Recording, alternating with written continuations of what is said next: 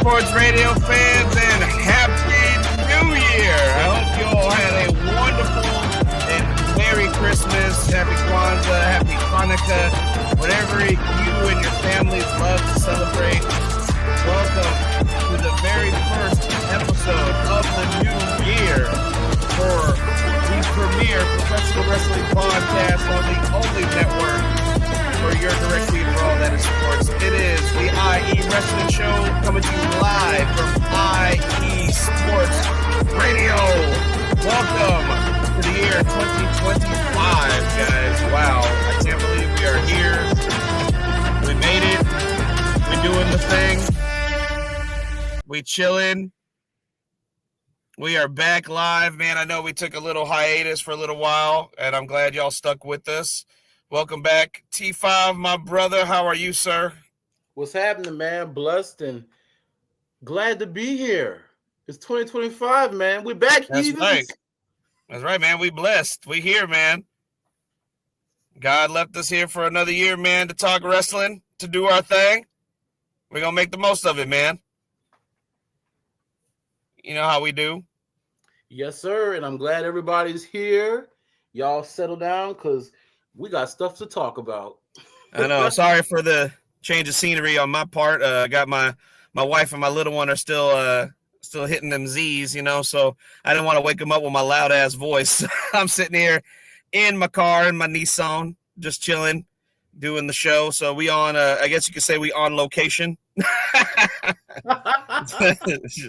We on location today. I'm not moving, you know, so nobody worry. Don't be calling the laws on me. I'm not driving. I'm stationary. Okay. You don't see no traffic moving. Like I'm not. Have that one person. They gotta have that meme of that dude with the glasses on the phone, and he was on his phone. He was right. On his laptop playing his vehicle. Hey, shout out to one of the many affiliates here of IE Sports Radio, host of the SoCal Supreme Sports Show.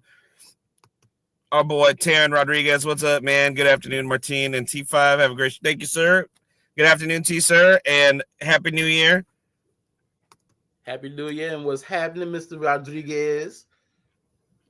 Oh, man. What a time, man, to be a wrestling fan right now. Solid – we've had some solid wrestling action during the holidays, surprisingly, leading up to the big moment that we're going to talk about here in a little while. Of course, we're going to be talking about the Raw debut on Netflix. We are just mere days away. It is now Thursday, January 2nd. So we got just 4 days left before we hit that big monumental debut of Raw on Netflix. And then the actual show is going to be live in LA at the Inuit Dome. I actually just watched a podcast as I was driving home from work this morning of Cody Rhodes was a guest on Two Bears, One Cave with Bert Kreischer and Tom Segura. Tom Segura and Bert were talking about the Inuit Dome, and Bert was like getting freaked out, like in a good way, about the Inuit Dome, saying that like that place is insane. Like it doesn't take tickets apparently, and like everything is like digital wise, like to pay for things. And they have this weird system, I guess, this new tech system in the seats where it can tell the people running a show who is the loudest and where it's coming from in the area that they're sitting in. Isn't that insane? Wow, that is crazy. Zang. Yeah, man. So like I can imagine like they're gonna be testing the levels. You know that you know, can you imagine them try to pinpoint who the loudest person that goes whoa when Cody comes out, or the biggest section go, you know, yeeting? Oh man, it's gonna be insane, bro. I'll be all out my chest. It's gonna be absolutely insane, man. I can't wait to see what's going on next week. I can't wait to watch the debut. It's gonna be really awesome. Man, I'll be live, man. My dad surprised me with tickets to Monday Night Raw on January 20th in Dallas, at the American Airlines Center, where the Dallas Mavs and the Dallas Stars play. So I'll be looking. I can't wait. I'm already looking forward to that, man. I already got the day off from work. I'm straight, man. I'm ready, man. That's gonna be fun, man. He gonna get super ready. He's like, oh, hell snap, yeah, bro. That dirt. And y'all can watch me, look for me in the crowd on Netflix, because everybody got Netflix nowadays. Woo, so that's boy, gonna be real fun to see, man. Man, that would have came in. Man, Raw on Netflix would have came in handy when they were still doing 3 hours. Man, I'm just saying, bro. You sit there, fast forward through some of that, fast forward through the commercials and stuff. You would have been straight. You'd have been doing them 3 hours simple, right? But yeah, man, that's what's up, bro. Man, I hope y'all have a good time and everything. Holla at Dirk if you see him, because Dirk be popping in them Dallas games, man. I'm just saying, bro. I was like, man, time out. Is that Dirk?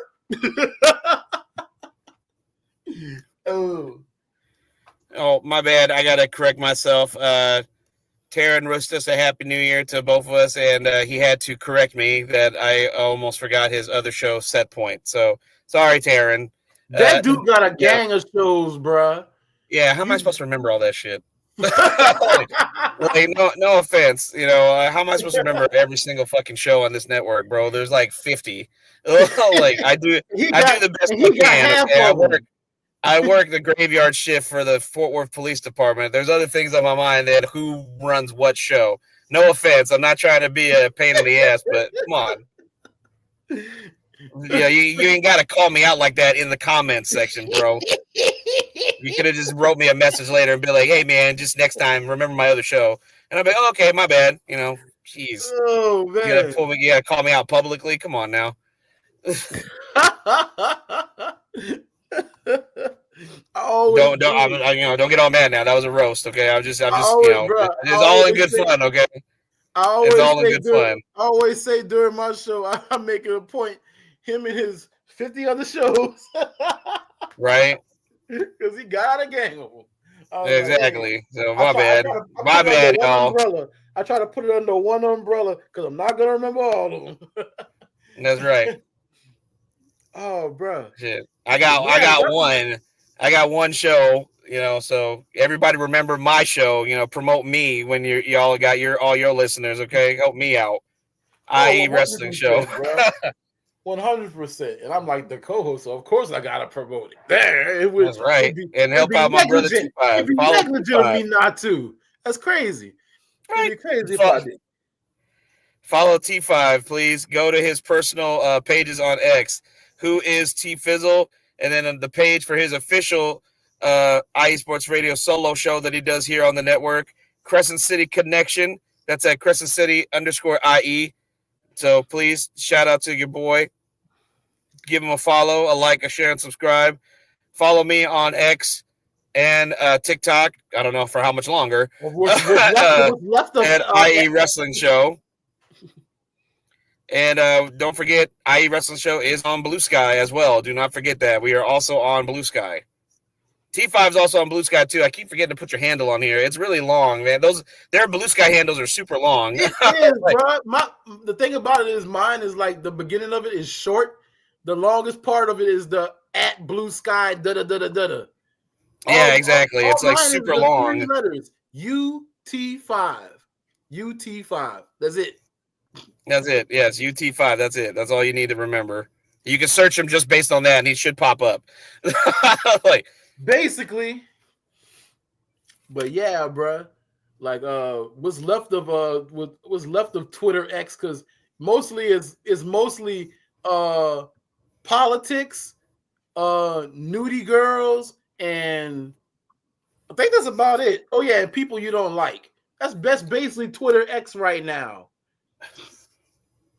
Well, isn't that like every social media thing nowadays? Oh no, it's gotten worse. It's gotten ever since everybody did the mass exodus to Blue Sky, it's gotten worse.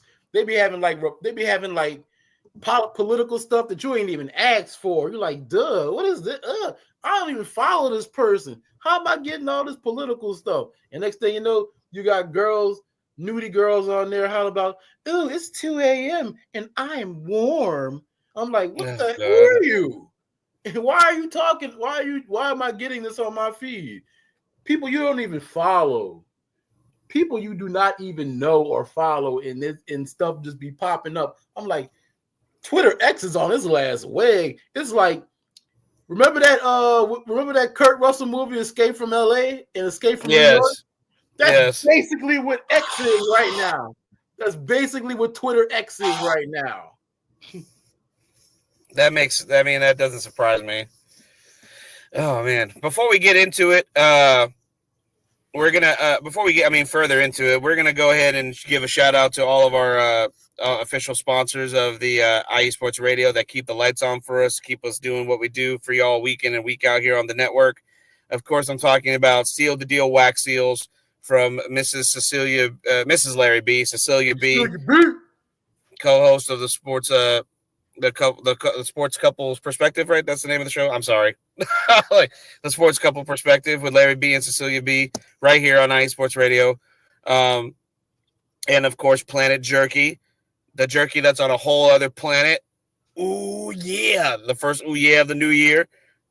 And actually, while we were on hiatus, I guess we worked out some awesome deal with a new clothing brand. I don't think they're new to us. Vital Apparel.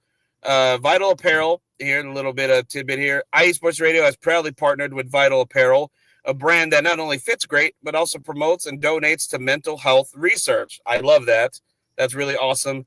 Use our code IESR. That's IESR to get 15% off their comfortable and inspiring gym wear and help them on their amazing journey to support mental health.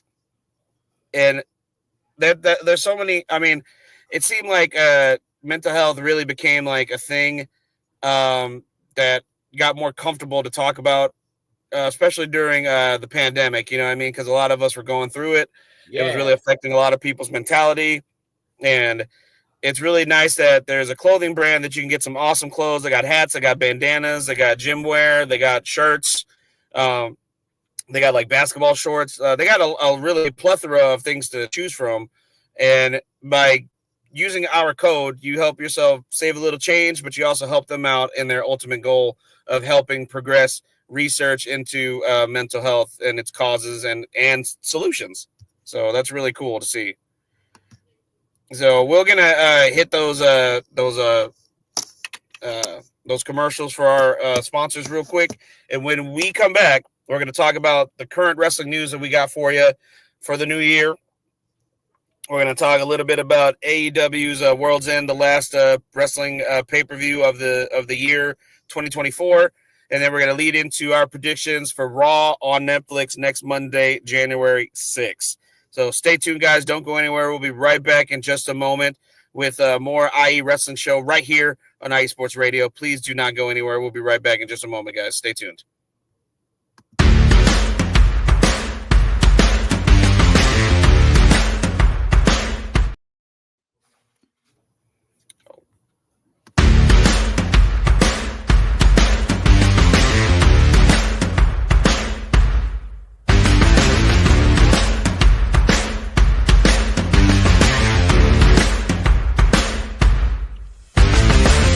IE Sports Radio fans, this show is brought to you by Planet Jerky Premium Brisket Beef Jerky.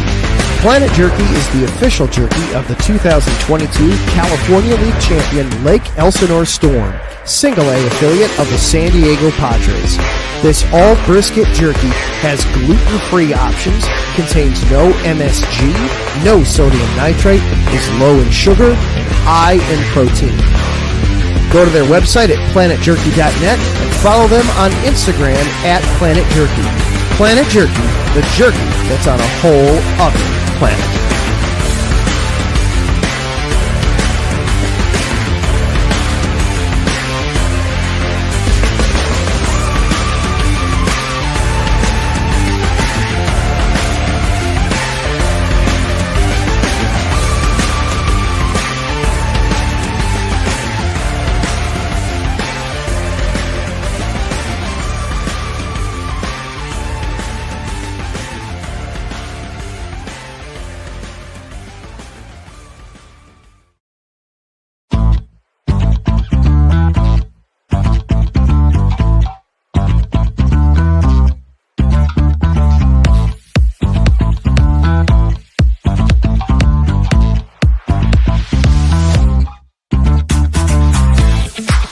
there, IE Sports Radio fans. Be sure to check out our sponsor, Seal the Deal Wax Seals by Cecilia B.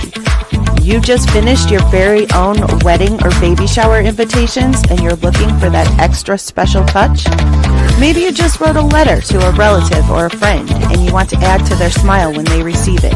Then seal the deal with Cecilia's handmade sealing wax stamps for your invitations, letters, and gifts. You bring the deal, we'll bring the seal. You can find them on Instagram at sealthedeal_wax stamps and on Facebook, Seal the Deal Wax Seals.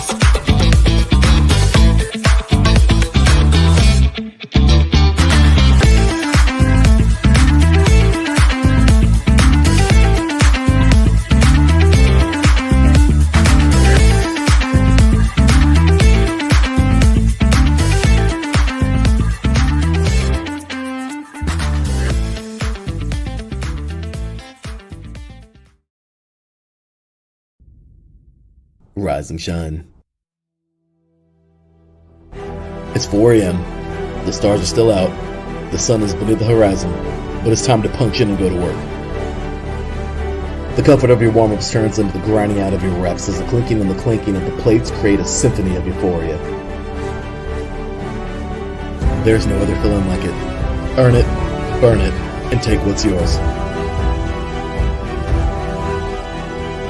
IE Sports Radio has proudly partnered with Vital Apparel, a brand that not only fits great, but also promotes and donates to mental health research. Use our code IESR to get 15% off their comfortable and inspiring gym wear and help them on their amazing journey to support mental health. Go hard, take part in your iron therapy, and be strong. Because when your mental health is as strong as you are, there's no telling how far you'll go.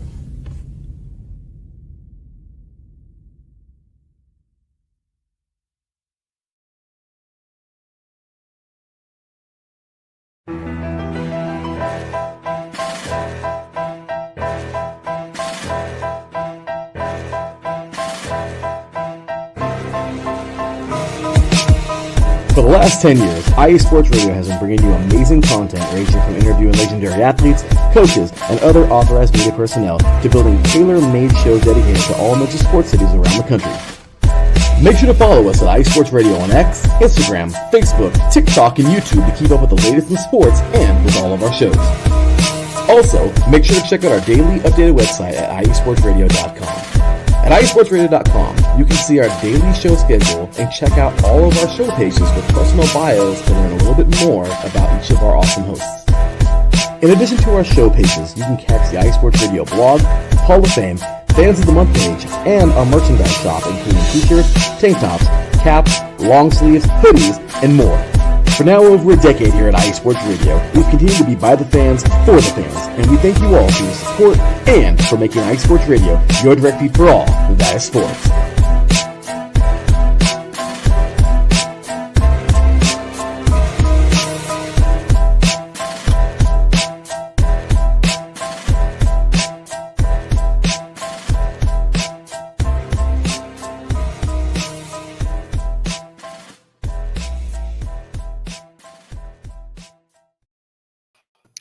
What's up, y'all? We are back live on the IE Wrestling Show. It's your boy, the SoCal Saint, back with your boy, T5, right here, live and in color. Oh, man. So that was awesome. We heard from all of our official sponsors, Vital Apparel, Planet Jerky, and Seal the Deal Wax Seals. Sorry, I don't know why I had like a brain fart for just a second. Let's get some wrestling news on the docket, man. You got any wrestling news you want to share, T5? I got some stories here that we can go over. Nothing much except for I'm actually kind of looking forward to Wrestle Kingdom and Wrestle Dynasty. Shout out to New Japan right fast. If you don't, I don't know if it's on New Japan World because for some reason I can't get it. But if you got Triller TV, they got like a little bundle packet for like $47. Either that or if you have like Nord VPN or whatever, you could probably get it that way too. But yeah, they got like a little bundle packet, man. You can get your New Japan fix for Wrestle Kingdom, what is it? Saturday and Sunday. So yeah, bro. I mean, I haven't been like jazzed for Wrestle Kingdom in about like a year or two, man. Since they had like a lot of the mass exoduses. Sorry, T5. I think I lost you there, brother. We're trying to get you back on the docket. We got you a little connection problem. I didn't hear what you said about New Japan World. Can you hear me? Can you hear me? T5, are you back? Sorry, we had a little technical difficulties, y'all. Looks like T5 froze. Can you hear me? Get him back on the here. Which I'm gonna take him off the screen here just for a second till we can get him back working. If I see that his screen is moving back again, we'll get him back on there. Okay, here we go. Let me get T5 back on there. All right, he's moving now. He's moving. He's not frozen anymore. He's not frozen anymore. We back. Can you hear me? We good. Can you hear me now? Y'all. He's back. Can you hear me now? I can hear you, sir. What were you saying about New Japan World, bro? Shout out to New Japan. I was saying, just in case you don't have New Japan World, you can go on Triller TV, and they got like a little bundle packet for like $47 for like Wrestle Kingdom and then Wrestle Dynasty the next night. Oh, okay, that's not too bad. Yeah, so you can get all the Wrestle Kingdom matches, and then you get the Wrestle Dynasty where they have Omega versus Gabe Kidd. The Bucks gonna be there. I think Ricochet wrestling, and I'm pretty sure Mercedes and Mina is. Yeah, they're gonna be having a match too. Yeah, they're gonna have some fire matches. At post Wrestle Kingdom. So, man, if you're into New Japan, that's the show right there. Like I said, I was saying I haven't been jazzed for Wrestle Kingdom in about a year or two since like the mass exoduses and stuff. Bullet Club War Dogs outside of David Finlay. I've finally gotten into. I am sold on them, man. Like Gabe Kidd, Driller Maloney, and all them, man. I am into the War Dogs. That's what's up, man. I still don't like David Finlay as a leader, though. Right.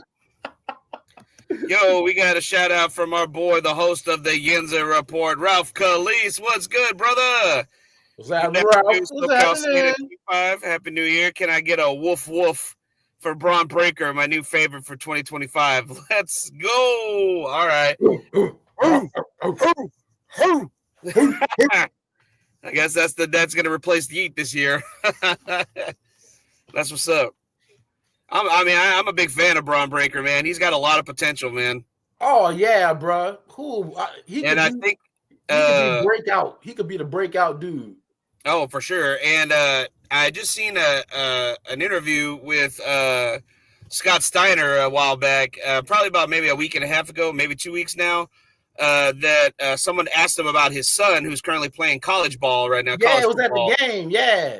Yeah, and somebody asked Scott about his son if he's going to go into the family business, join wrestling. He said that he's basically said, yeah. He's like, he's going to go into wrestling after his I don't know if he was going to hit the NFL like Braun did or if he's going to go straight there after college, but he made it clear that we're going to see another Steiner in professional wrestling at some point. So, man, can you imagine if Braun hooks up with his cousin?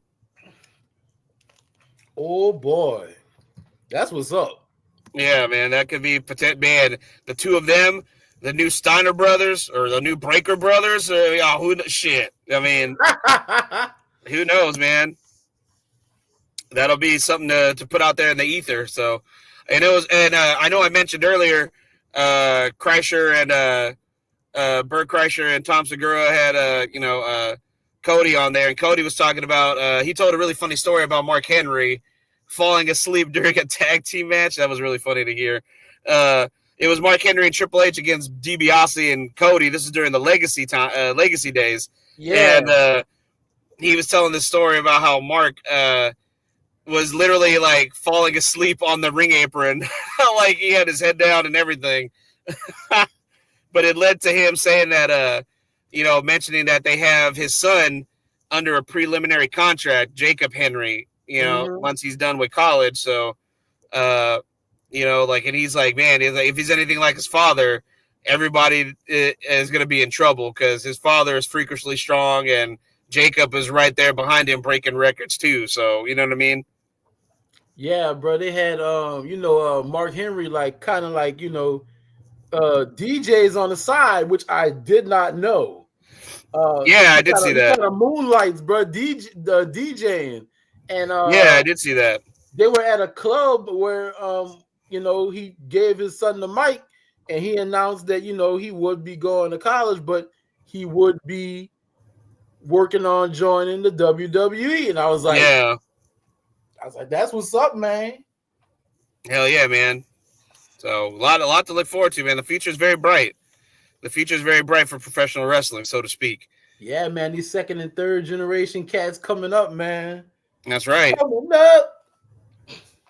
So, guys, let's get into some wrestling news here. So, I guess this video game, I think I can't remember if it's a website or what, but WWE 2K24 has won Best Sports Game at the 2024 Cinelinx Awards. I don't know what the hell Cinelinx is, but congrats to 2K and WWE for that.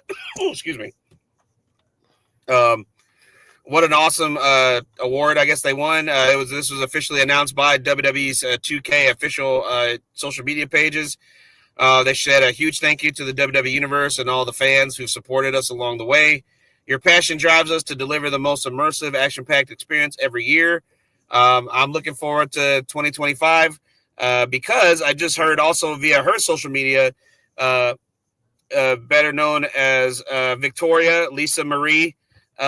She announced that she will be in the upcoming video game 2K25 as a character since she signed that Legends contract. That's what's up. And shout out to WWE, man, being so classy. Mark Henry and a few other former WWE superstars posted on social media.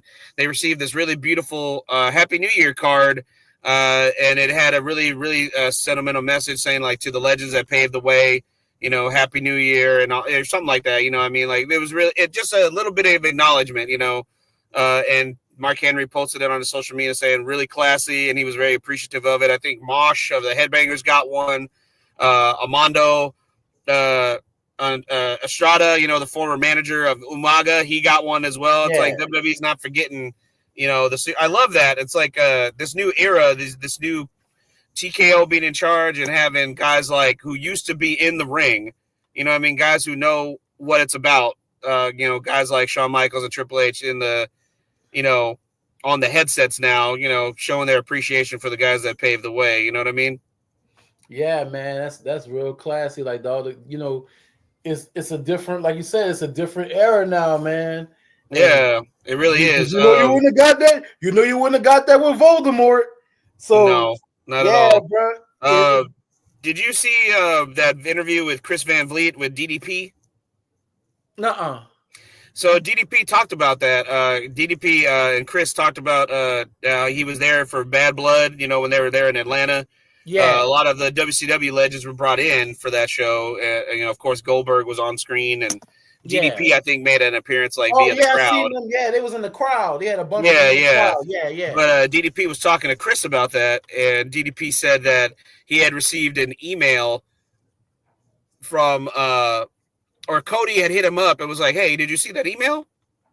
And he's like, "I don't know." And then I guess DDP checked his email, and the email was sent out to everyone that's like affiliated with the WWE at some point or another. But or no, it wasn't an email that he received. It was an email that he told him about. Cody had told DDP that they sent out an email to the current roster, everyone from main roster to rookies and down at NXT training.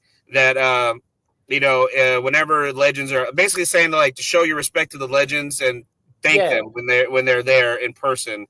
And he said that DDP said all throughout the day while he was there at Bad Blood that everybody was coming up to him, even guys he said that shouldn't really need to come and thank me, but did out of respect, like CM Punk. He said approached him and shook his hand and said, "Hey, I just want to say thank you for everything that you've done for the business." That was really classy, to hear that, like a guy like Punk, who's probably on the career regenesis that a lot of people said would never happen and had the match of the night damn near the match of the year on that same show, showing respect to DDP, and DDP thinking like, hey, it didn't seem like he needed to do that, but it was really nice to hear that. He said that kind of led to his decision to sign a Legends contract with WWE because of that treatment that he received that night. Because he signed his deal that night, he said. Yeah, bro. Like, they always had like this unwritten rule type thing and stuff, and not everybody knows that because everybody don't click clack with everybody like talking about. That's true. So if you have this unwritten rule that folks don't know about, of course folks ain't gonna come and approach you because they're gonna be like, oh man, that's DDP. Oh, I don't think you want to talk to me. I'm low level. I'm a new guy around here. He don't know right. me. You gonna be standoffish because you think you imposing and stuff. And then he could be like, oh man, look at that young cat. He can't come and holler. I know who he is. I watched the product. So that you have these Triple H and them are mindful enough to tell people like, oh wow, so I can go and talk to him. All right, cool. You'll go up there and say, man, DDP, I was a big fan of yours, man. I grew up watching you. You was the stuff, man. You was my dude, bro. I just want to thank you and show them love. Give them their flowers, and that makes these legends feel appreciated. Yeah, for sure. These new dudes and these new women's, appreciated their work and giving them their flowers. That's all these legends always talk about is the respect and the admiration from the new cats. And they see these new cats is coming up there on their own volition and saying, hey, I appreciate what you did. I was a big fan back in the day. And they start chopping it up. They go from just saying thank you to chopping it up. And next thing you know, the legends is like, hey, man, I watch your stuff. You was hot, man. But you could do this, or keep doing what you're doing because you're on that next level, bro. Stuff like that. You start getting this rapport and stuff, man. And that's what it's all about. Yeah, for sure. I totally agree, man. Yeah, so it's really good. I mean, it helps the boys out, the boys and girls that are on the come up, because then you can start getting under the learning tree. No pun intended. You know what I mean? Like, though, yeah, bro. Yeah, so that's really cool to see, man. Speaking of legends, this came out after our final episode of the year 2024. So I did want to make a note that we would send our love and prayers and condolences to the Rey Mysterio family, because Rey Mysterio Sr., who people mistakenly think is Rey Mysterio's father, that's Rey Mysterio's uncle. The very first Rey Mysterio is the uncle of the current Rey Mysterio and the great uncle to Dominic Mysterio. And he passed away at the age of 66 just before Christmas. So I just wanted to send, on behalf of the IE Sports Radio family, T5 and myself here, the SoCal Saint, want to send out prayers and love and condolences to the Mysterio family for the loss of Rey Mysterio Sr., a Lucha Libre legend. Without Rey Mysterio Sr., you would never have Rey Mysterio Jr. You know what I mean? It goes hand in hand. So, shout out to the Mysterio family. I hope y'all are doing well and y'all are our thoughts and prayers, man. For sure. Yeah, most definitely. Let's see here. Sports Illustrated came out with their winners of their annual Pro Wrestling Awards, voted on by the Takedown on the Sports Illustrated panel. And these were the results.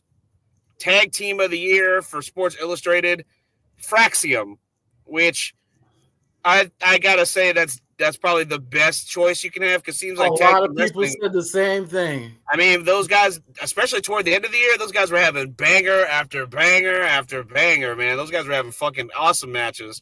So I think just at the tail end of the year alone kind of solidified that spot for them, I think. Best on the mic, Drew McIntyre. I got no argument there. Drew McIntyre was cooking, especially during his feud with CM Punk. I think there was a lot of times during their promo face-offs that Drew probably outshone Punk, which is rare. You know what I mean? So I don't see any issues with that. He been cooking because, like, man, a lot of the stuff he says is true. Yeah, that's like some of the best. That's like some of the best heel work. When a lot of the stuff you saying Makes sense. It's true. Right. Like the only other person I could say close, would be KO. Yeah, exactly. He's definitely a close second. Heel turn of the year. Xavier Woods and Kofi Kingston turn on Big E. 100%. That's valid. That's valid. Rivalry of the year. Drew McIntyre versus CM Punk. Another valid victory for that, I would say. I would definitely say that was rivalry of the year. The second closest I would have to say is Hangman and Swerve. Because that would that's probably a be the lot closest longer. to that, yeah. That one was a lot longer. and folks' houses, we had a B&E, and we had arson. Yeah.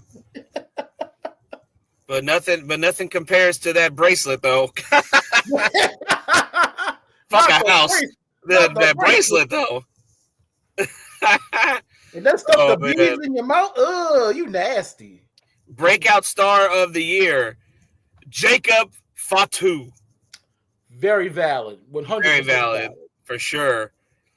Men's wrestler of the year. He's right. Oh, right here. He's right here on my shirt. The American Nightmare, the undisputed WWE champion, Cody Rhodes. Hell yeah.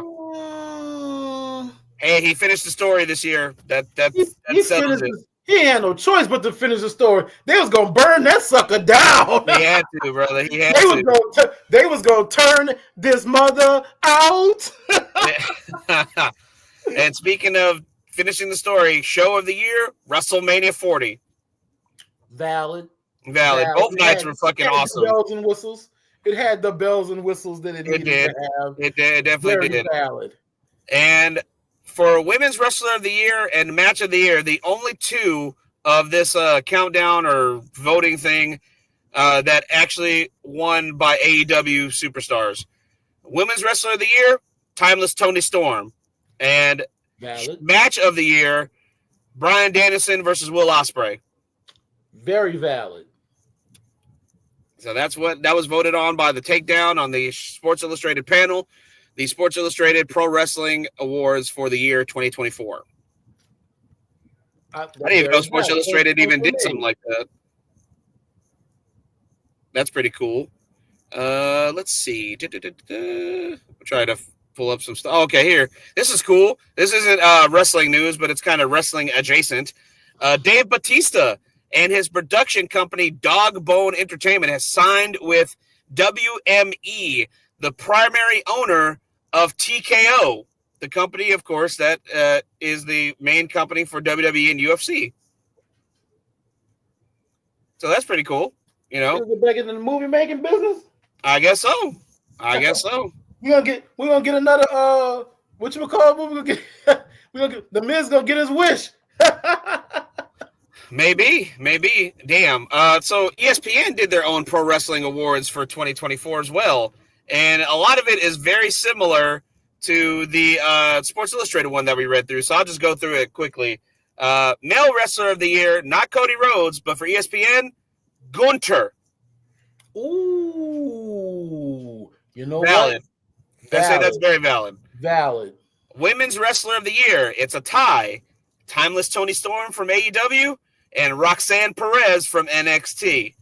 Valid. Very valid. Roxanne proved a lot of people wrong that she could turn heel. Very valid. Tag Team of the Year, once again, Fraxium. Debut of the year. It's been very across the board. Yep. Debut of the year, Jacob Fatu. All right. Breakthrough Wrestler of the Year, Swerve Strickland of AEW. Valid. Best Promo Artist, Drew McIntyre. Once again.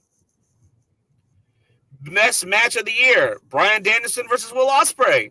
Once again. Very valid. Best Show of the Year, WrestleMania 40. Once again. And Feud of the Year, once again, McIntyre versus Punk. Valid. And that is from ESPN. So, man, a lot of correlation there between Sports Illustrated and ESPN. Man, like what did it for me with Fraxium was that last title defense, like I really didn't care much for what's his name? What's the little group? No quarter catch crew. No quarter catch crew. Need a Yeah, few. Miles Bourne and Tavion Tavion Heights. Yeah, I really was. I watched NXT like the day after because I have like a late meeting at on Tuesday at 7. So I watch it and I'm like, Fraxium got me into that match. Oh, for sure. They slowly but surely got me into it, and by the end of it, I was like, these boys is cooking. These boys got their grill and their apron on. They is out here cooking. And I was like, every near fall, I was like, they about to lose. They about to lose. They about to lose. Oh, they about to lose. They about to lose. Oh, I was like, all right. Oh man, it was such a nail biting type of match toward the end of it. You know what I mean?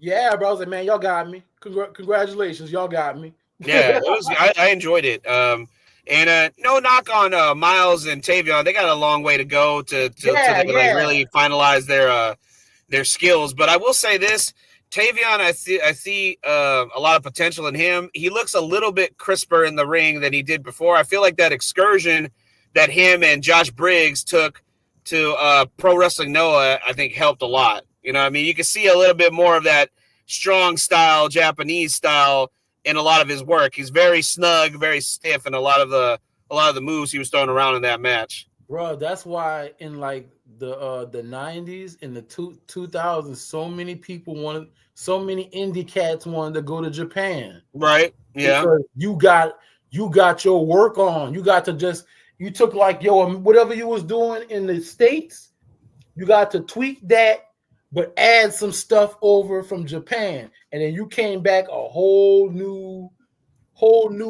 build, bro. You came like a whole new machine.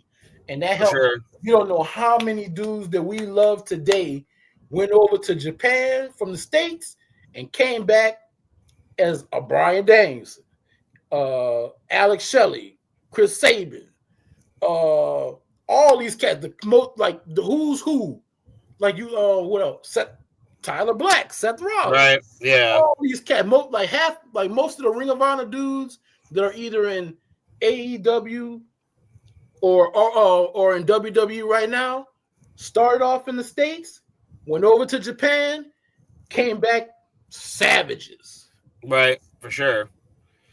Okay, so here we talked about this off screen, but we'll talk about it here.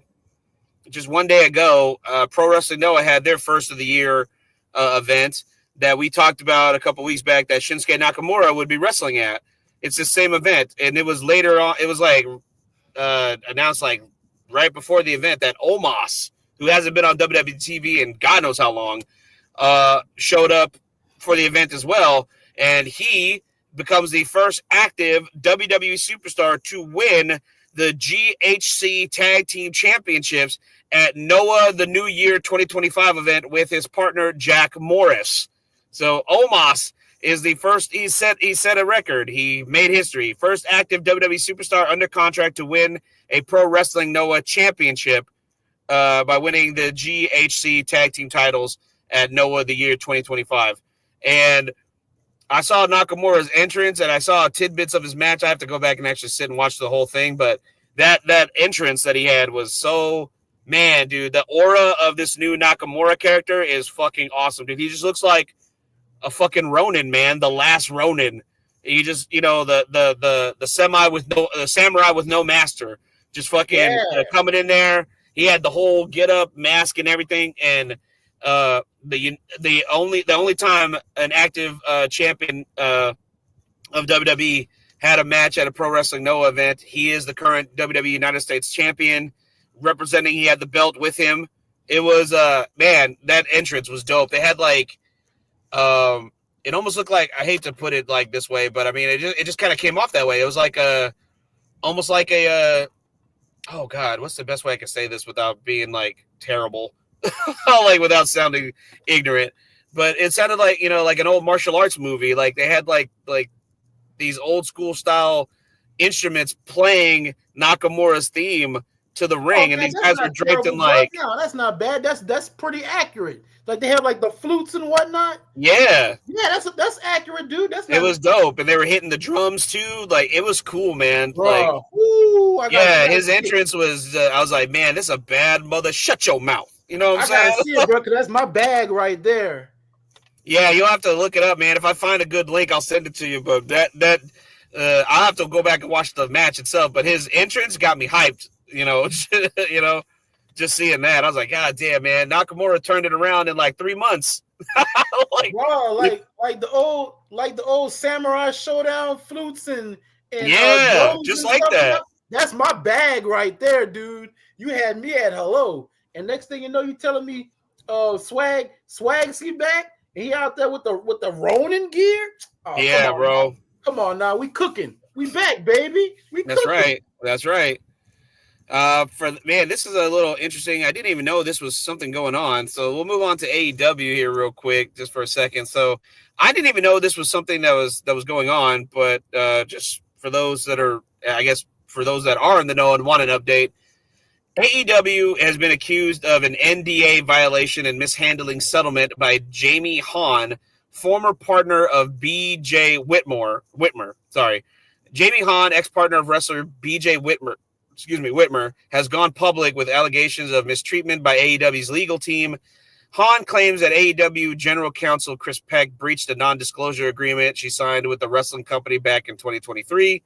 I didn't even know that anything like this had happened. I didn't even know there was even like an ongoing case with AEW for something like this.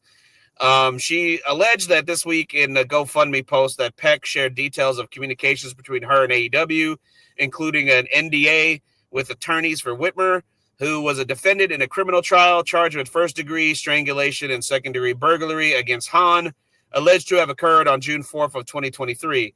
A legal filing submitted earlier this year by the prosecuting attorney in Whitmer's case indicates AEW shared information with Whitmer's attorneys as part of the discovery process, leading to the disclosure of financial assistance and a settlement provided by AEW to a person whose name is redacted in the filing post-wrestling reviewed, but whose identity is consistent with that of Hahn. So I guess they violated their own NDA is what they're saying. And she caught them.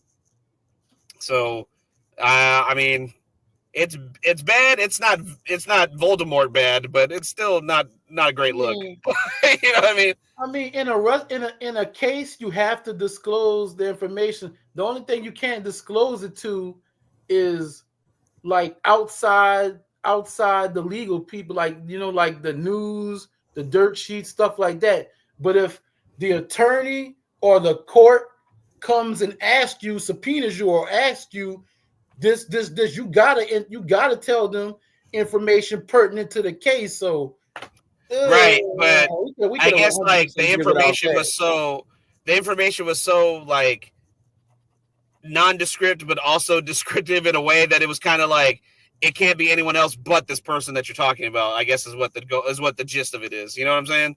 Because the name is redacted from the information, but I guess anyone that's clued into what this was about could obviously put two and two together, is what they're basically saying.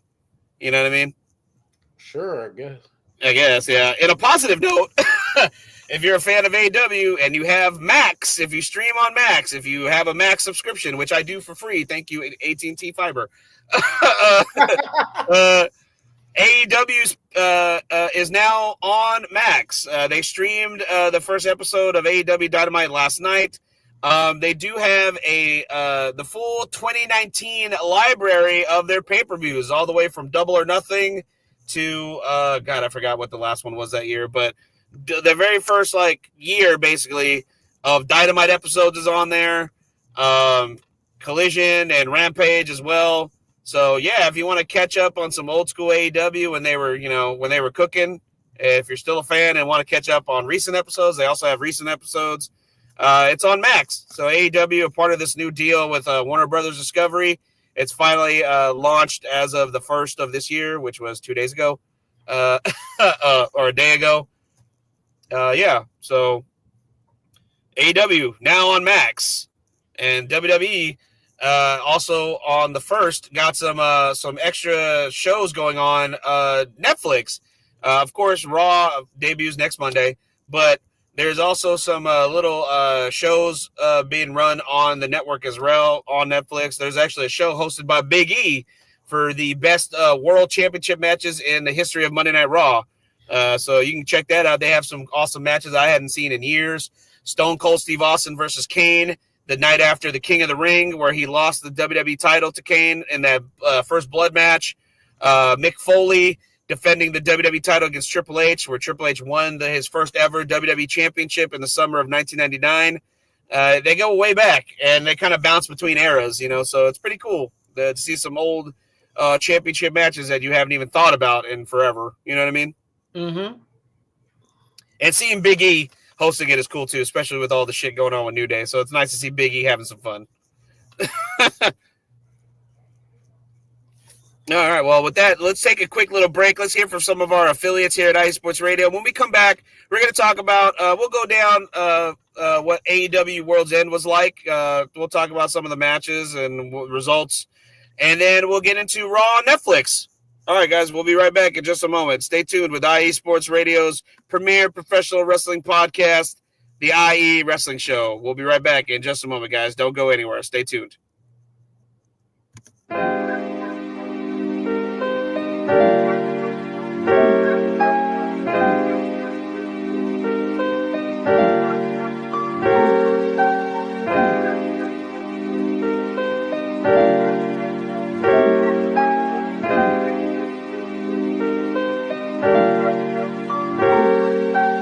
Hello, ladies and gentlemen. My name is Davidson. It's your boy, Notorious Law. And we are the hosts of Fast Break here on IE Sports Radio, where we discuss everything in the world of basketball from prep to the pros. You guys should definitely check us out, man. Sunday, 8 p.m. Eastern, 5 p.m. Pacific. We got all the basketball information you guys need, so we look forward to you guys listening in. And please do, because we are the best basketball show on this side of the Mississippi. And please do check us out on Twitter at FastBreakISR. D-Lock, where's our time again? 8 p.m. Eastern, 5 p.m. Pacific. That gives you guys plenty of time on a Sunday. Tune in.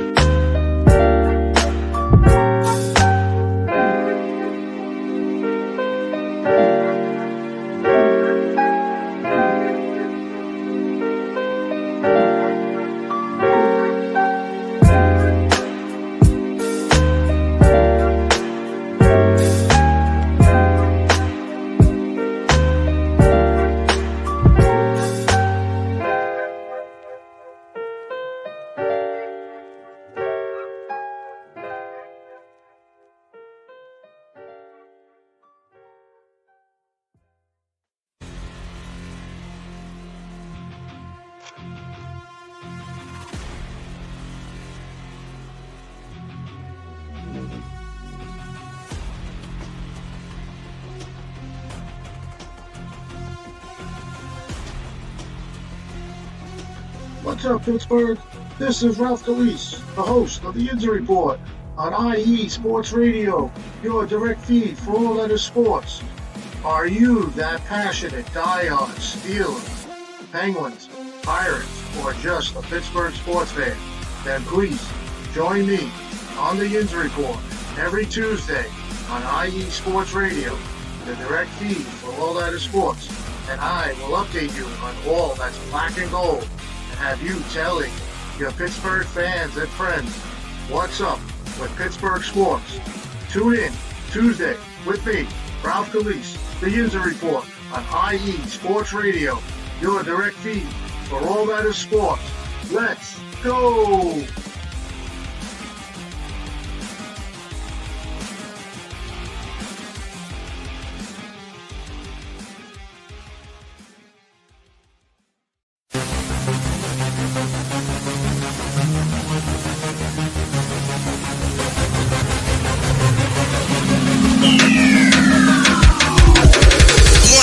Everybody, this is Darren Rodriguez. Are you a fan of volleyball? Are you a fan of thunderous spikes, then I have the show for you. Set Point, where I cover NCAA men's and women's volleyball, high school boys and girls volleyball, beach volleyball, and even professional volleyball. Catch the action every week here on IE Sports Radio, your direct feed for all that is sports.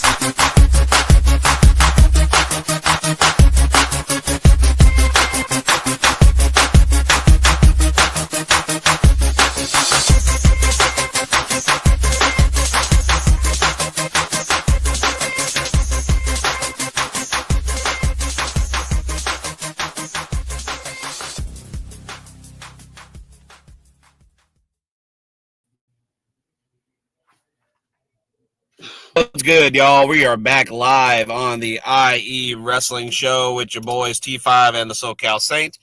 Back at it again, doing our thing. We just went over a lot of wrestling news, trying to catch y'all up for the new year.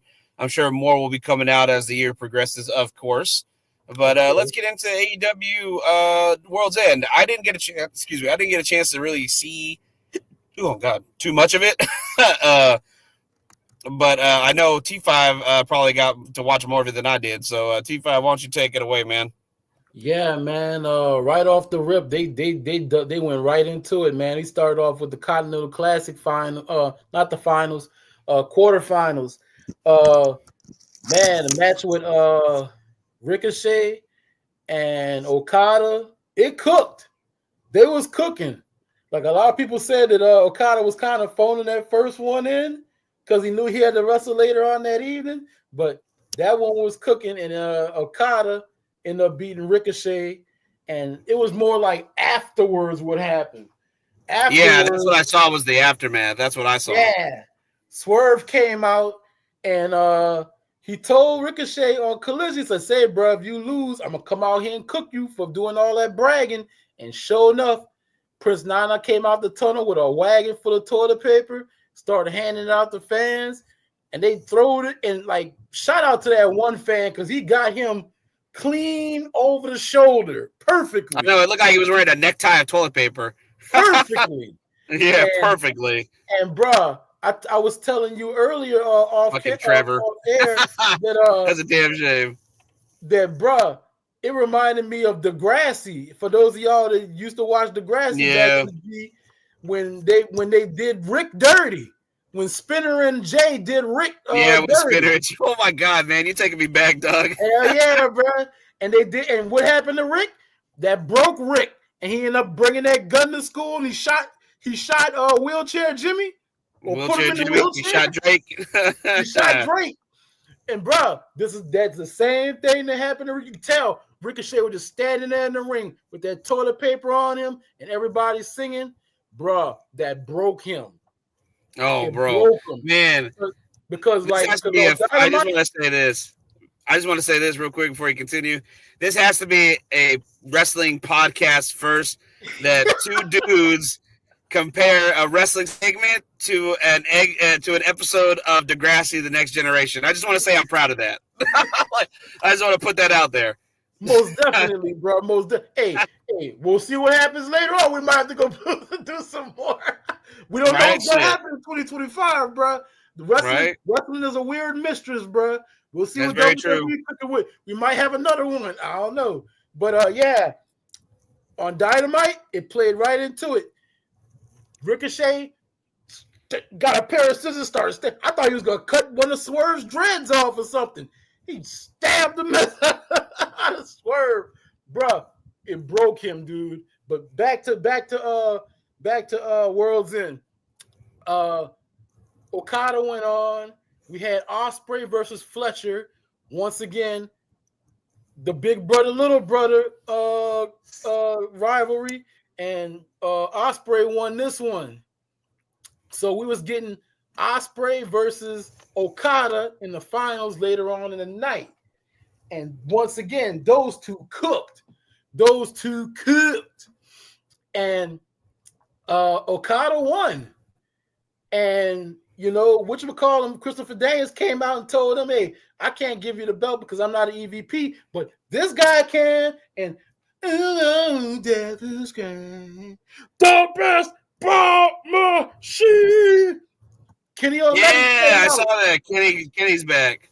Kenny Omega came out and he gave the belt to Okada, and Okada held it in the air, and they had the little stare down with the all-in poster in the background. Hey, bruh. Hey, man. Okada Omega. Hey, bruh. Don't be. Hey, bruh. Y'all chill out with that stuff, bruh. But anyway, we had Mercedes Moné versus Chris Statlander. The build was kind of like wonk, but the match was cooking. They cooked. Once they got in the ring, they was cooking. They had this one spot where Chris Statlander leg got hooked up outside the ring, and she couldn't get her unhooked. And Mercedes Moné rolled back in the ring and started cackling, and she thought she's about to get this count out win. And the way the camera angle was set up, all you could see was Mercedes against the ropes, laying against the ropes, laughing, and the referee was counting 8, 9, and she about to count 10. Next thing you know, you just whoop, magically see Chris Statlander like she just teleported right there next to her. And Mercedes expressing, you was like, dang, that was fire. The way they did it was super fire. But once again, Mercedes Moné beats Chris Statlander. And the way she looked in the ring, she looked like super dejected, like she was like, I ain't got nothing. This girl done beat me twice. I don't have an answer for her. So I'm interested to see what they do with Chris Statlander now, because we know Mercedes is going on to Wrestle Dynasty to wrestle Mina Shirakawa title for title. Yeah, she putting up the New Japan strong women's title versus Mina's Rev Pro title for title. Wrestle Dynasty, they cooking. So, and I didn't know there was friends like that. I didn't know that there was real life friends. So that was something. But I want to see. I'm interested to see what they do with Chris Statlander, because she was like, I can't beat this broad. Right. What else happened, man? I know. Oh God, who came back at the end of the night? Edge came back at the end of the night. No, not Edge. Not Edge. Say it right. What's his name? Oh yeah. Oh. What's his name? We found out this worked. Cope. Yeah, that's right. Don't you put that on him? Cope. Don't you put don't you put his WWE name on there. You call him you call him by his name. You call him by his AEW name.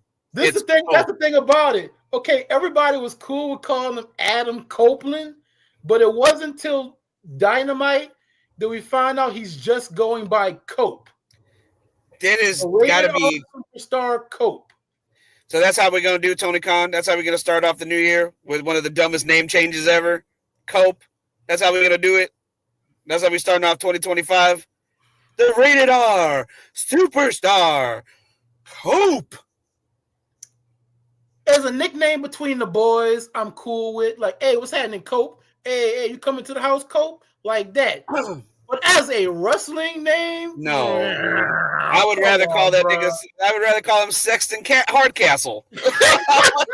Shit, over Cope. 100%. Call him Sexton Hardcastle over Cope. Like, damn, bruh. Like, y'all 100%, man, bruh. That was a fumble. I don't know who. I don't know where they got that from. Like, you couldn't just call him Copeland. If you want to get rid of Adam, just call him Copeland. What's wrong with that, bro? I mean, what's wrong with that? I mean, I don't know. Cope? Did y'all workshop this? Did y'all like, hey, we got? Did y'all take this to the focus groups? A focus group or something, an online poll, something. Bro. That is not. Man, I hope y'all course correct or something before y'all put some T-shirts out. I hope they see. I hope they see the insults and the jokes online, and they course correct quickly. I hope so. Please, because I am not calling this dude Cope. I don't want to have to come on this show and say we're gonna get Cope versus John Moxley, bro. I don't want to put that on no poster. If I was like Cope versus Mox, come on Cope now, versus Mox. I don't want to see. Something I want. Nah, I thought Cody not having his last name was bad, but this is worse. Man, bro, you're 100% correct. That Cody, just Cody. I'm like, that sounds like you're about to fight a kid. Exactly. That sounds like you're about to fight an 8-year-old on the playground. Cody and John are about to fight. Cody and Bobby are about to fight. No. Yeah, like this is worse though. This right here. Cody, right. Cody only lost his last name for a short time. Adam lost his first name and half his last name. How they take? He got to come up. He got to get Alter Bridge to come up with a song for him now about losing his name. What were they thinking? Like, I guess this had to be because WWE reignited their trademark on Edge, because I think they tried to file the trademark for Edge because I guess it lapsed, and WWE's they caught a break with the rated R superstar because they let that. They did, but they let that slip, and they're just like, Nah, you got us on that one. You ain't gonna get us on the second one, exactly. bro. We're highly aware of you now, brother. Hey, rest in peace, Mutombo. They had to do the Timbo. Mutombo was like, no. Hey, you got that rated R. You got that one past us. You ain't getting this next one past us. Hell yeah. Block. That's exactly what that was, man. God, I mean, it was cool to see. Shit, I'm just calling Adam. It was good to see Adam Copeland back on TV, because I didn't realize he had been gone as long as he was. But then it dawned on me, it's like, damn, he has been gone almost the whole year. Yeah, bro. He broke that thing. Broke. Yeah. That cage, he broke that sucker, bro. Yeah, that's true. So it's good to see him back in the ring. I don't like that they put him with fucking FTR though. I think I know they're boys in real life, but they didn't have to put them together on TV though. Yeah, like in bald FTR and bald FTR. I like how that's how they identify everybody identifies him like that, bald FTR. Bald FTR, because he's the one that's always talking the most shit online. He's just bald FTR now. Yeah, bro. Dax do be talking some stuff. Yes. He do be getting down to it. But man, it's almost like they replaced Adam or Punk with Adam, because they were CM FTR and now they're rated FTR. Like, how many of these name adjustments are we gonna get from this team? Hey, they're a trio. You gotta put the trio together, man. You gotta come up with a catchy name. I guess so. It works. Rated FTR. That's like rated RKO. We saw how that kind of was like, oh, this is like Jello. Rated FTR was cool though. I mean, that was like one of those tag team matchups that shouldn't have worked, but worked really well. Yeah, you got like two like dastardly ass heels and stuff, opportunists, and you like, you know what? This is the tag team I didn't know I wanted. Right. I mean, congrats to Okada for winning the Continental Classic. I almost feel like that was a little predictable though, because he was already the champion. So honestly, the whole tournament was just for him to retain the title. Thing about it is, like, each of the matches cooked. Like Brody's matches cooked. Shelton Benjamin, people got to see what a lot of people knew about from WWE from his time there. They got to see Shelton Benjamin off the chain. I'm not saying that it was a bad thing that we got some great wrestling out of it. I mean, that's one of the positives that everybody was saying online about it. A lot of people were just upset that like it had a predictable conclusion. That was the only negative I saw people talking about. Yeah, because some people thought that Kyle Fletcher was gonna win because he jumped off to an early lead. Right. So a lot of people thought like, oh man, it's gonna be Fletcher at the end. It's gonna be Fletcher Okada. Yeah. But now it was Osprey Okada. Exactly. Yeah. So that's what a lot of people were saying. Like, this is just all those great matches led to a predictable result, is what a lot of the criticism was. What I was seeing online. Yeah, and the thing about it was, like, for last year, when they had a lot of the matches they cooked, they also propelled the people for next year. So Yeah, we may see.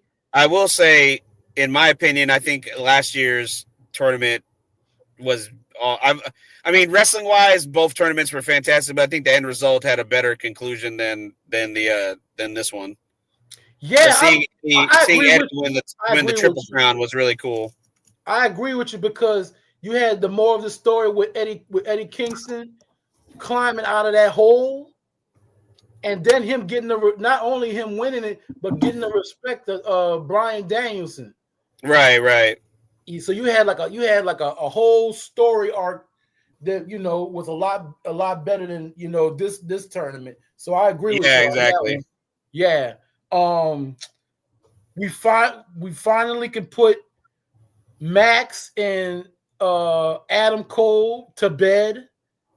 Finally, we could be done with that because it wasn't hitting. I don't know why they went back to that well, because it wasn't as hot as it was before all the injuries. Right. All the injury, the Cole's injury, and then Max, and that killed the whole Devil storyline and everything. So when he came back and kicked Adam Cole in the ding ding, that should have been it. That should have been a wrap. Right. But now they came back and put them together, and they brought the Undisputed Kingdom and Kyle O'Reilly into it and stuff, and made a whole big thing about it. And only for Max to win the ring back anyway. Yeah, exactly. And then the reunion was kind of like not the greatest either, because I feel like that got booed, because I mean, really, who is the heel in this story and who's the face? Because it started off with Max being the one that was that got hurt in all this, and then all of a sudden we're supposed to forget that and then start booing Max. You know what I mean? Yeah, Adam Cole is they tried to justify that by saying, I turned on you because I knew you were gonna turn on me. Nah, bro. You already knew this dude was a trash bag. We all knew this dude was a trash bag, bro. Come on, nah. Come on. Yeah, that was like the weakest explanation that they could have possibly gave. And then you had Kyle O'Reilly kind of low key hating on Adam Cole for Roddy Strong getting hurt. Roddy's a grown ass dude.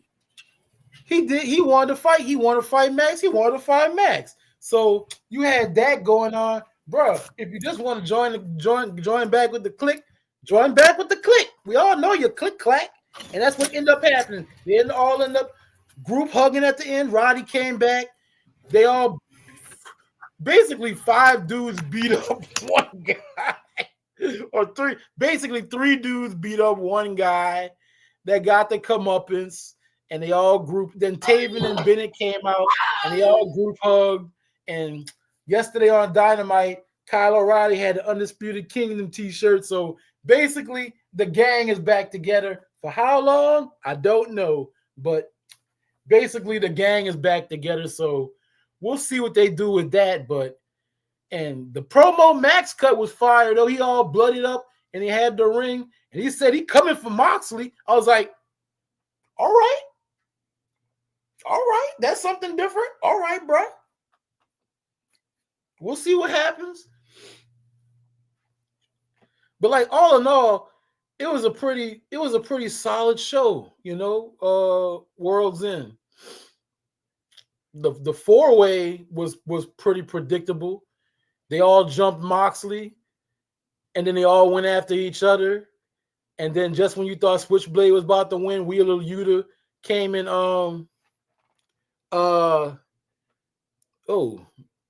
I just noticed Martine was off the screen. But anyway, I guess I'll hold it down.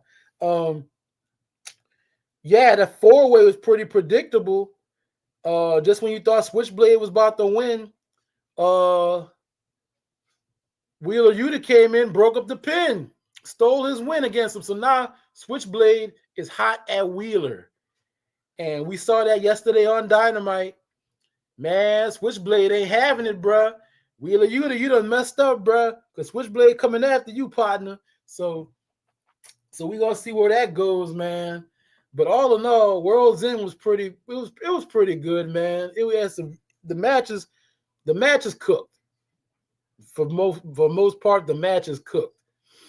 But Dynamite on Max, hey, 10 out of 10, man. If I could take my phone and my tablet and go anywhere I want, and not have to be bang one place, and then the commercials weren't even like the little paid ads or whatever, weren't even that egregious. So, it was pretty cool. So far, this Max era of AEW. So we'll see what happens on Collision. Because Collision is going to be simulcast as well.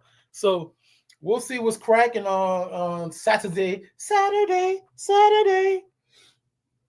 we'll see what's cracking on Saturday, man. But man, that's my review of World's End. I'm trying to think if I missed anything.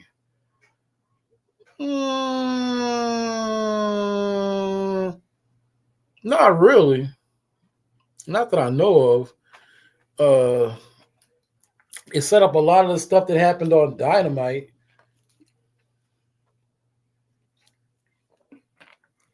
Man. See if Martino's all right. He must have his internet must have went out or something wild.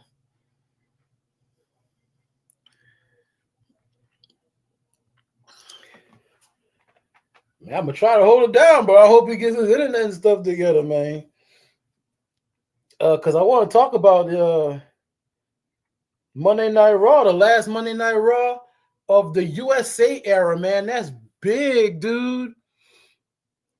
Like, as far back I can remember, Monday Night Raw been on USA, man. I know they had the little weird time where it was on like TNN and Spike and stuff. But man, for the most part, Raw has always been on USA.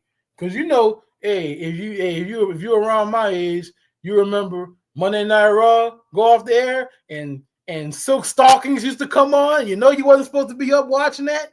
You should have had to take your tail in bed around 9 o'clock and you couldn't go to sleep because what happened at Monday Night Raw? You're going to sleep. Man, Shawn Michaels and Bret Hart really don't like each other, man. They was cooking, bro.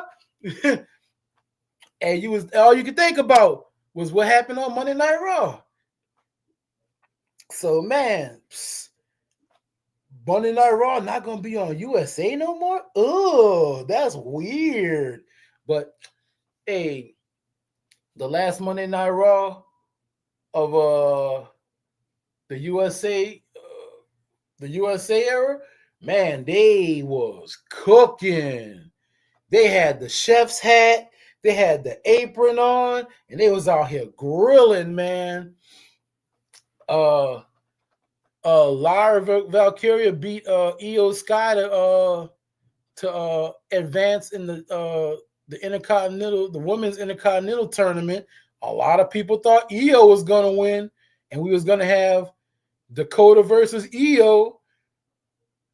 Apparently, they have other plans, so that's not going down. So now, if you're one of those betting cats, those weirdos that bet on wrestling, you might want to change your bet. So man, Dakota and Lyra's gonna cook. So I'm interested to see that. But I think the biggest talking point from Monday Night Raw, you know it. If you watched it, you know it. Punk and Rollins in the ring. Boy, they was getting after it.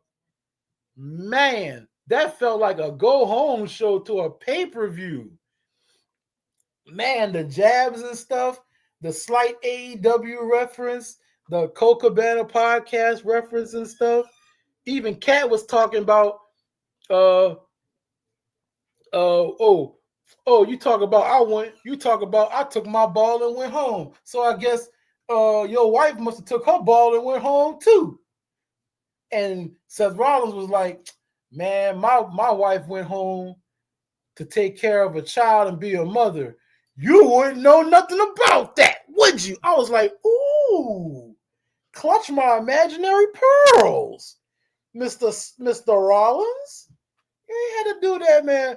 Nah, AJ out here catching strays. I'm like, dang. But they was out here cooking. They was like, bro, you out, man. Punk was saying some of the stuff I had been saying. Seth Rollins in his feelings. He lost his mentor. His mentor left, and he lost his mentor, and he was in his feelings. And that's basically what Punk said. Like, bro, you was in your feelings all this time. I did what I had to do. I pieced out and left, and you became a bootlicker. Call that man a bootlicker. He said, I was fighting for the boys in the back, and I did what I had to do for my own mental health. And you in your feelings all this time, bro. Tell that man to get over it. That's what I've been saying. It's like, dang, Rollins, you need to get over it. He said you was mad because you turned down the match. You turned down the match in War Games, and I came in and I got it, and I went, and not only I did what you couldn't do, I went and busted up old boy Foot.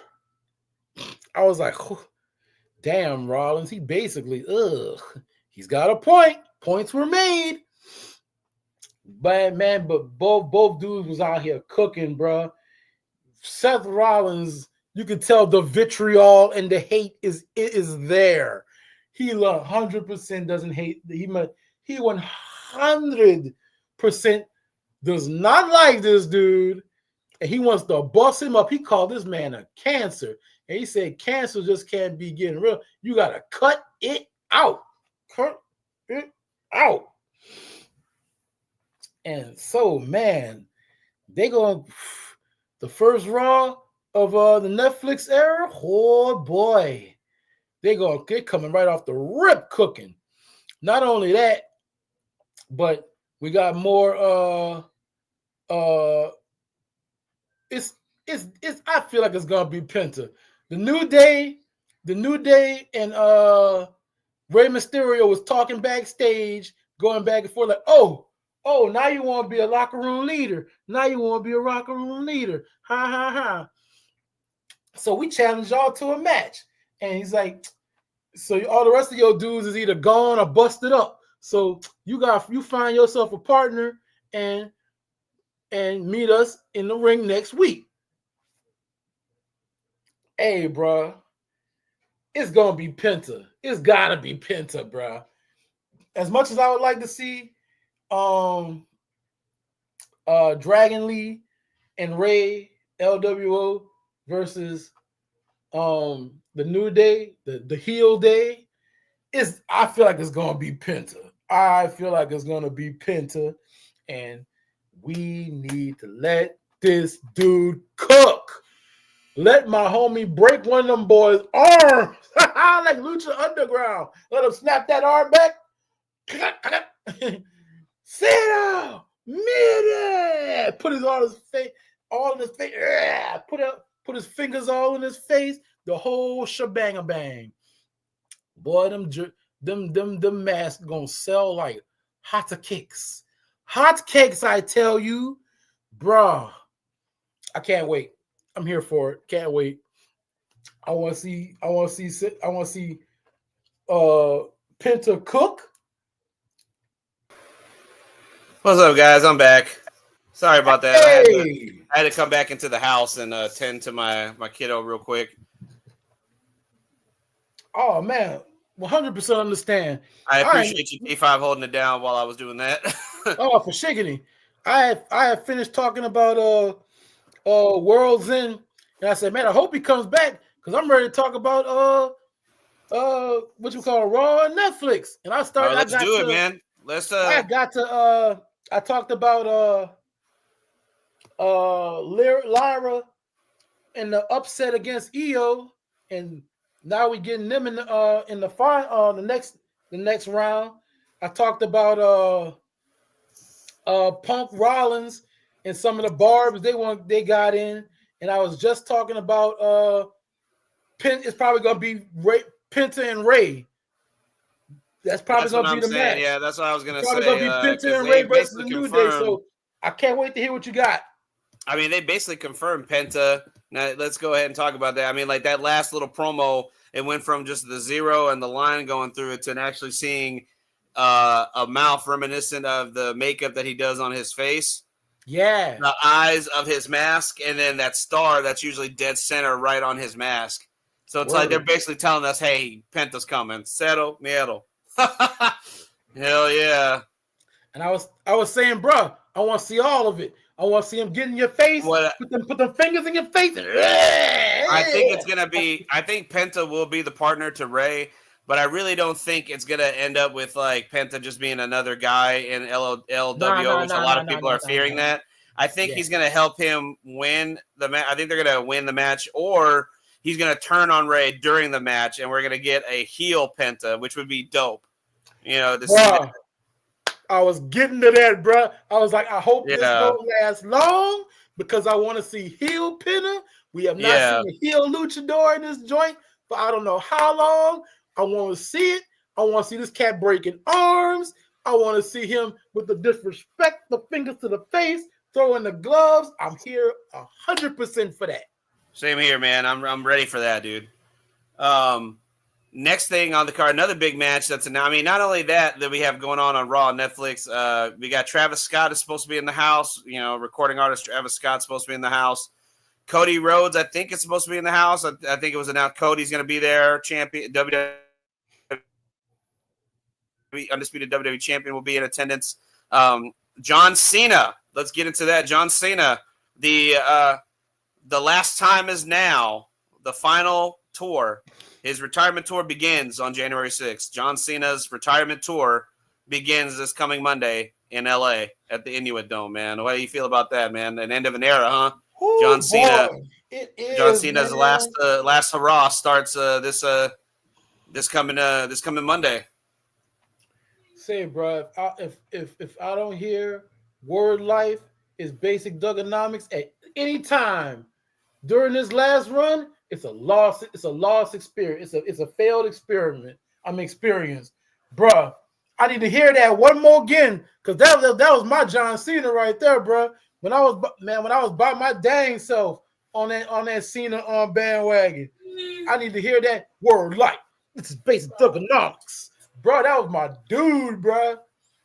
Bro, that was my guy. Yeah, man. I'm excited, bro. Like, I mean, Cena, I was definitely one of the people that was a big Cena fan at the beginning of his run, especially with the Dr. Thugonomics run, all the way up until he initially won the WWE title from JBL, the early months of his first run as WWE champion. And then I guess I got to say I fell into the masses, you know, with the John Cena hate when it came to like when he was going up against a lot of fan favorites like RVD at ECW One Night Stand. The second one, I had to go for RVD that night. You know what I mean? Like RVD had to be the one that walked out, which he did with the title that night. And then I just kind of been like hot and cold with Cena during like the middling years of his career. Like I'm not to say that I didn't appreciate his work, because I mean he did elicit a reaction from anyone, no matter what that kind of reaction was. Like, as long as they're reacting to you, that's the point. You know what I mean? And Cena was always perfect at that. And his later run in the I would say in like the 2010s, I would say that was a better run for him in terms of like match quality. He was having these matches with Sami Zayn and Rusev and Kevin Owens. You know what I mean? Like he with the U.S. Open Challenge that period. AJ Styles, that feud with AJ had the greatest matches I'd seen of Cena's probably ever come out of that. His feud with Bray Wyatt was I know some of it can be critiqued as a hit or miss in terms of like the creative side of it, but in terms of the match quality, I thought that was there. You know what I mean? So like the later years in the late 2000s of Cena, that run was fantastic. You know what I mean? His match quality. It's so weird that he got better as he got older. You know what I mean? As his career aged, you know? Yeah, man. Like that match he did with Bray Wyatt, the cinematic joint, that had a lot of people talking. Because a lot of people didn't expect that. They didn't know what to expect from that Firefly Funhouse match. That was weird and different, bro. So you know, shout out to him for that. But yeah, man, his feud with Punk and the way they was out here cooking each other, bro, that was my bag right there. Also, his feud with The Rock. He was cooking, man. The Rock's my dude, but he was cooking Hollywood Rock, bro. He was cooking him, bro.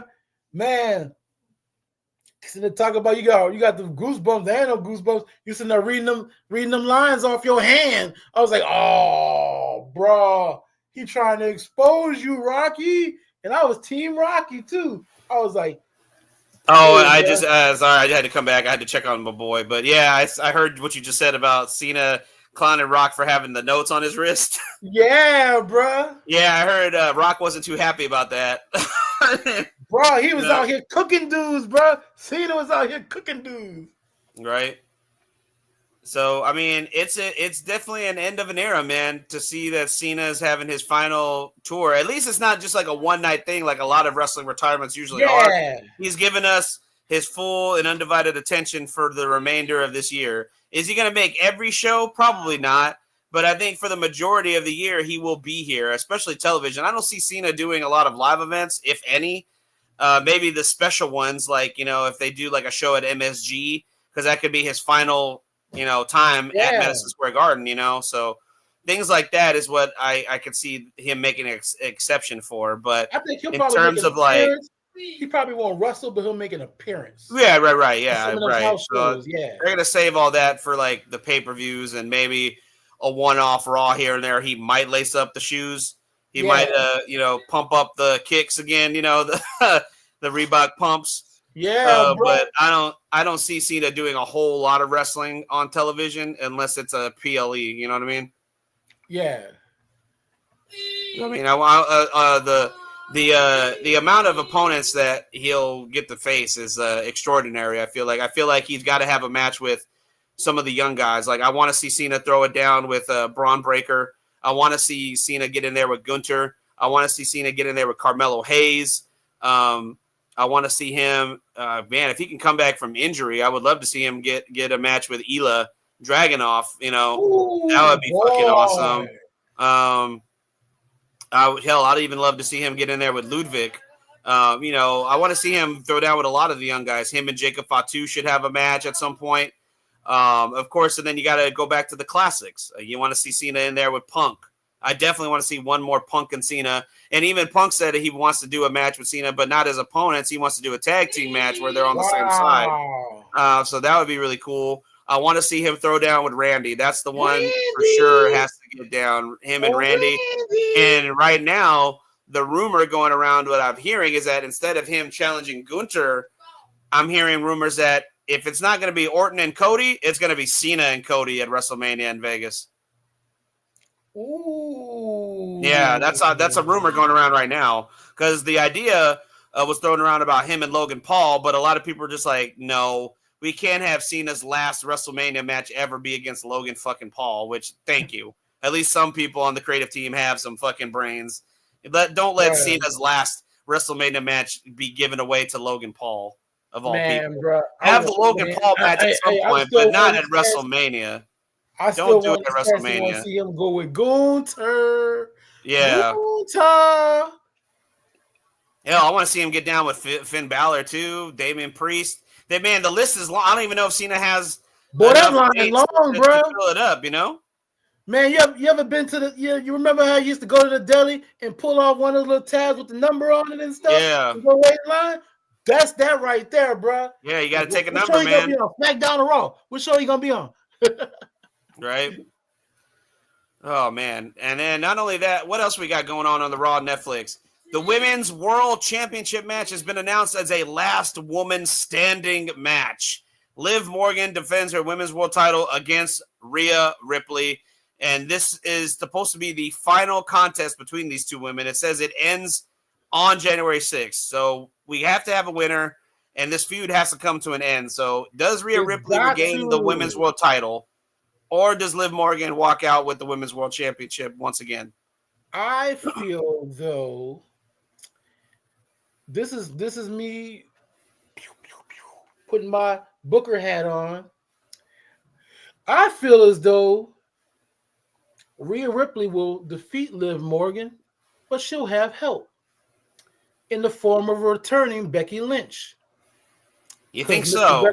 Because Miss Rebecca Lynch also got screwed by Liv Morgan and Dominic Mysterio. She'll be coming back to neutralize. She'll be coming back to neutralize Big Mommy. That's true. See, I didn't even think about that. So I feel as though that'll be the play. Then she turns around, boom, eats a riptide. Uno, dos, tres. And we have ourselves a new champion. Well, you have to go all the way to 10 because it's a 10 count. It's not a. Yeah, my bad. It's a 10 count. Last woman standing, right? Yeah. So, I mean, that's a scenario. I didn't even think about that because I was thinking that we would see a Becky Lynch return in Punk versus Rollins since Punk name dropped her in the promo this past Monday. What if she shows up and costs Punk the match, defending her man, her husband, Seth Rollins?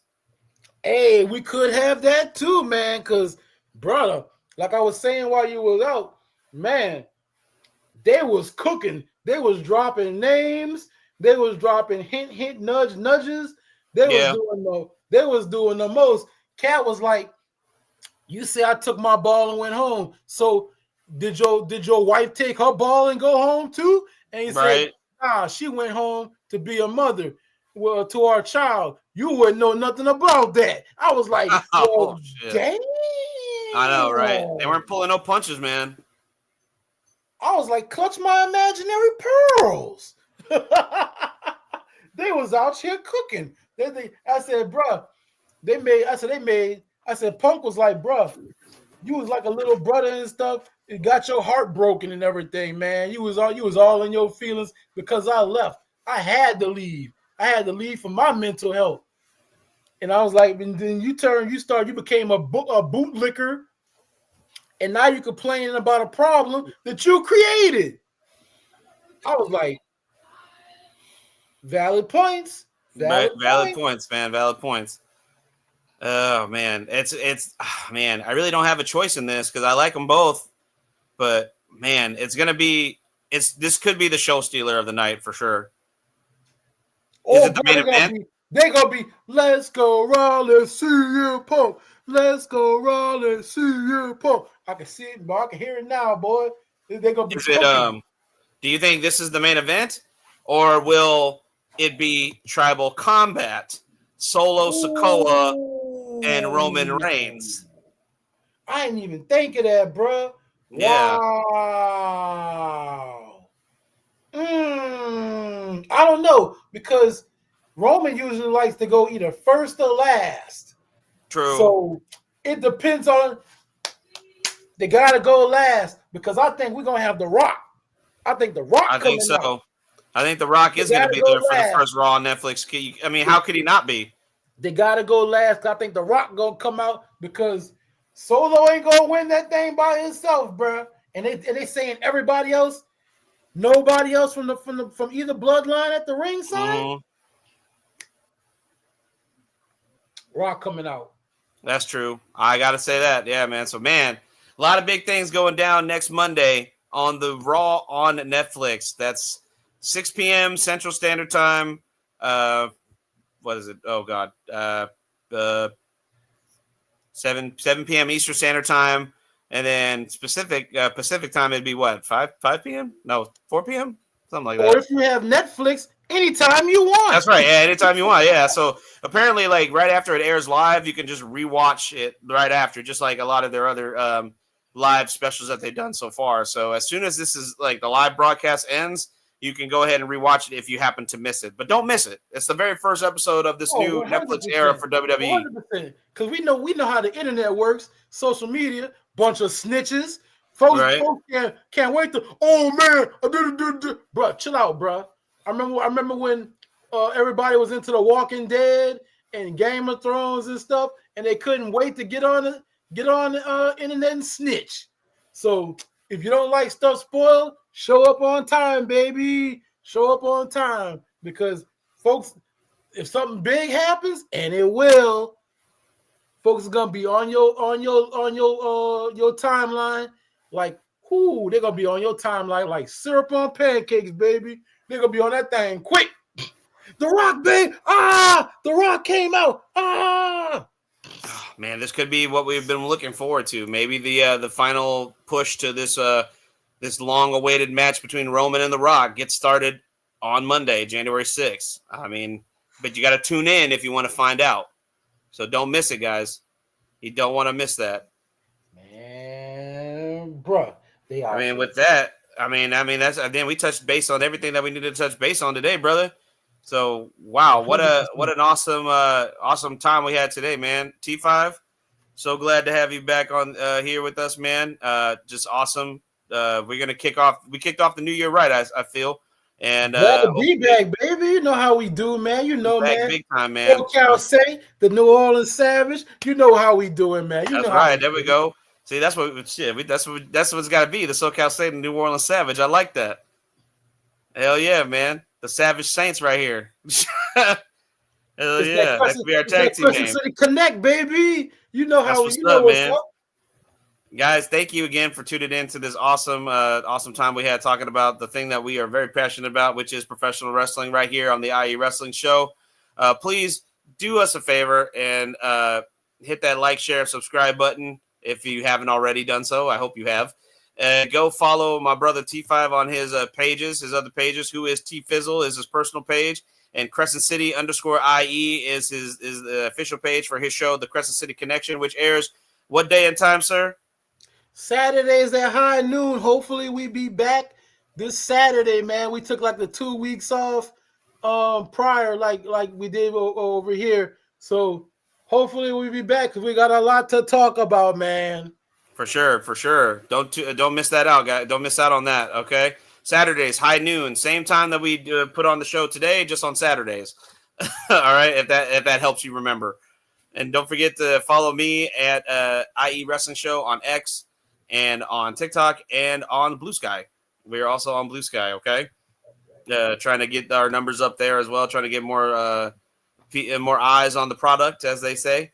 And don't forget to share some love to our official sponsors at planetjerky.net, Seal the Deal Wax Seals, and, of course, the Vital Apparel, the apparel website where you can order some awesome workout clothing, hats, T-shirts, and it also does a lot benefit to mental health research. And, of course, if you use the promo code IESR, the promo code IESR, you get 15% off at checkout. So you're helping out us, you're helping out Vital, and you're helping out mental health research, that's a win-win-win right there, guys. Take it easy, guys. Thank you for tuning in to the IE Wrestling Show. Let's get our show on the docket here. Our awesome on plan. There we go. All late. T5, thank you, man, for coming up, being here today. I know this is not our normal day that we do the show, but thank you for being able to be available for today, man. I know I had to move things around. But thank you, wrestling fans, once again for tuning in to the IE Wrestling Show. Your only direct feed for all that's professional wrestling on the only network that is your direct feed for all that is sports, IE Sports Radio. For T5, I am the SoCal Saint. We'll see you guys next time on our regularly scheduled day, Wednesdays, 12 noon Central Standard Time, 1 p.m. Eastern Standard Time. We'll be back on our normal regularly scheduled day. Take care, guys. See you next week.